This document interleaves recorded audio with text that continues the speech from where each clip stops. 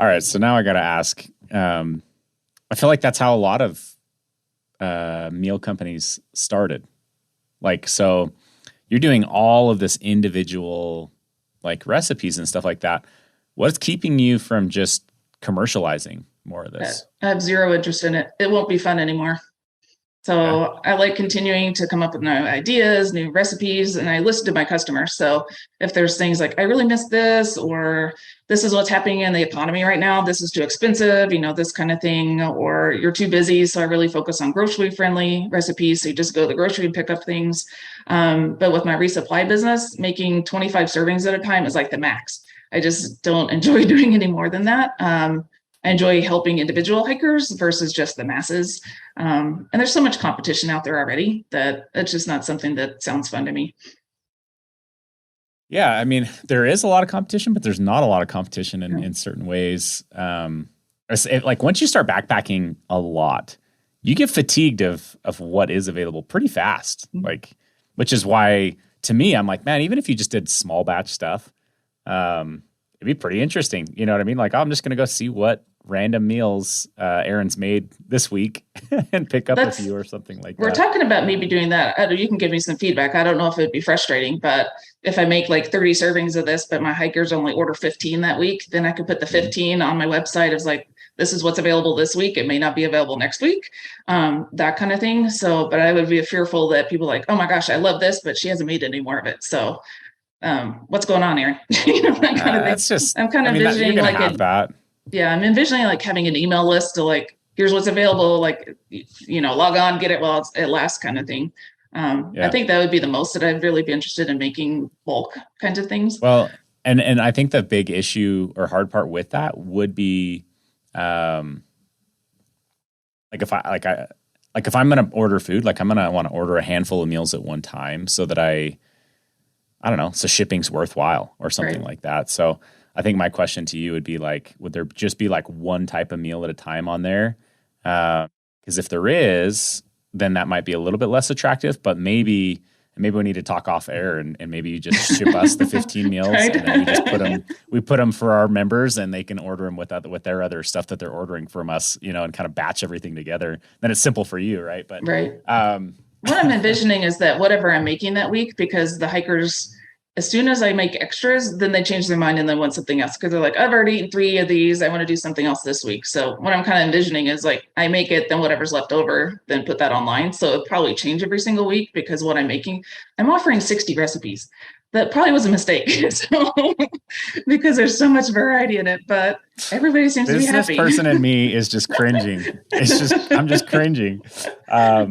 But I love it. I love how creative you're being, and it's such a unique offering. Like I wouldn't say ever to change, but it's wild what you're doing. Like the goal would just be don't burn yourself out, right? Because that's why I'm hiring help. So I'm actually right now it's just a cottage food permit. So I'm actually applying for a commercial food license so I can hire help. And I'm going to be moving into a commercial kitchen so I can increase the volume, help more hikers and that kind of thing. But that'll take it away from me. If I hire 3 food helpers, then they'd actually be making all the food and I could do all the coordination is what I really enjoy. So that way we would probably be able to have a lot more extra leftovers kind of thing, just because other people are making the food for me.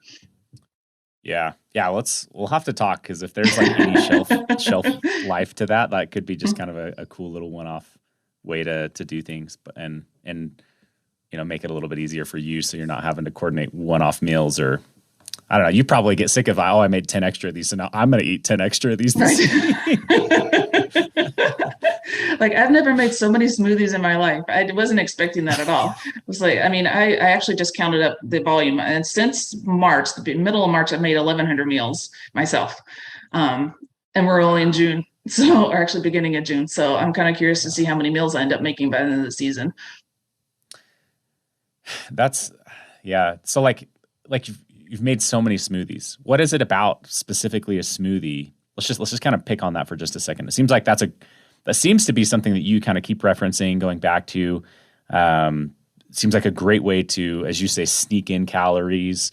Is that kind of some of the lowest hanging fruit you see for people, an opportunity to increase their on-trail nutrition and caloric intake? Is that that's why they're loving them, because they're just like, I can't eat another bar, or I'm sick in my stomach, kind of a typical thru hiker thing. Until you really get in the grooves, then a lot of people will lose their appetite at the beginning. So it's an easy way. You're drinking water anyway, so why not throw some nutrition in it?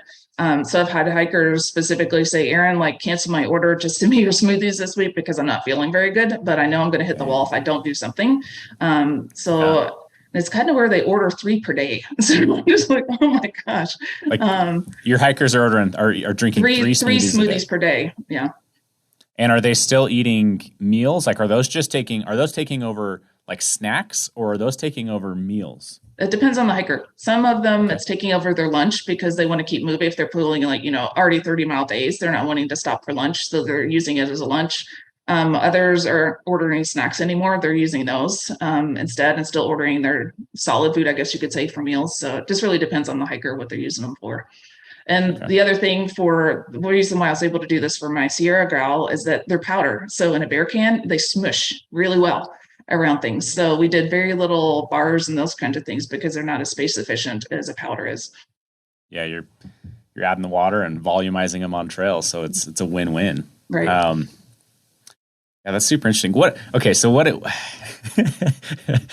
you think about this? Like, if I'm the kind of guy that I just don't have the time, running a company, have small kids at home, et cetera, to do the preparation. Do you think that there would be benefit to me just getting powdered milk, ground up nuts, things like that, and just bringing them on trail and trying to sprinkle them in? Like, is that, I don't know. I'm just trying to apply this. I'm trying to think of how to apply this in a way that I know that I might actually do versus be like, that's an amazing idea, and then just not execute. Well, one of the things I think about, I'm not sure where do you live. Do you have an off season? Or do you hike year round? No. So I live in southern Utah, so we can go to the desert. Like literally 45 minutes from the office, I can be at 3,000 feet in the desert, or I can be at 11,000 feet on a summit. So I have a lot of options close to home, right? And then from there, we just pick and choose where we're going to go. So usually, though, I'm hiking at least somewhat year round. Year round. Okay. So I was thinking, when we lived in the Pacific Northwest, there's that off season to where it's just raining all the time and it's miserable, or you can't get to the mountains, is that I would prep volumes of stuff in the off season. Then that way it was already done. But again, the recipes, being type A impatient, is that they're designed to be super duper easy. I even have there's a filter, 4 ingredients or less.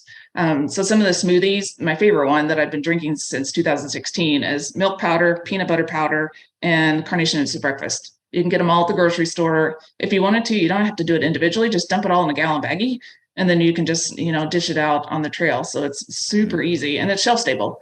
So if just one day that you have a few extra minutes, dump it all in a gallon size baggie, put it in your backpacking bin, and then it's there for when you need it.